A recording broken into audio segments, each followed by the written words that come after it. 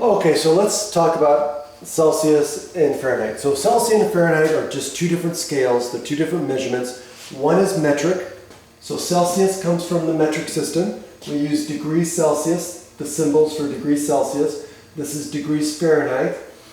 And so these are the two formulas that we use. Remember, these are scales, right? So on these scales, they represent different points, like boiling points, freezing point of water. The boiling point of water on Celsius is 0 degrees Celsius is freezing point.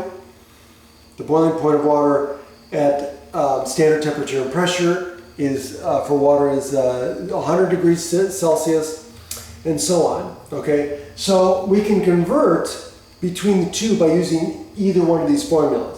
So they measure the same thing. So this is solved for C. This is in your textbook. This one I just solved for F. So I basically took this equation and just solved for F, and you get the other one.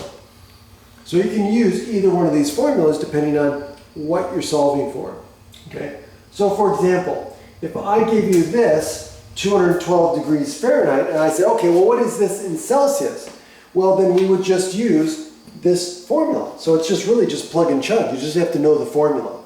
So I would plug in my formula. So I would plug it 5/9 times F minus 32 and just solve. So if I subtract 32, you get 180.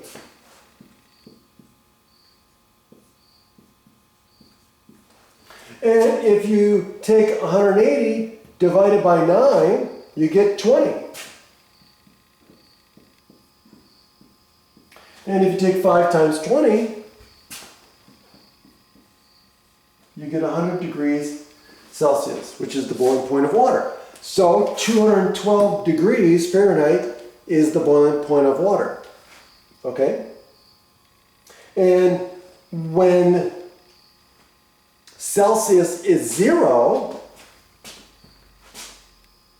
Fahrenheit is 32. So the freezing point of water is 32 degrees Fahrenheit, which you might have already known. Okay? So you can use the boiling point and the freezing point of water to prove that these equations work. Okay? And so that's it. Okay, I'll see you next time.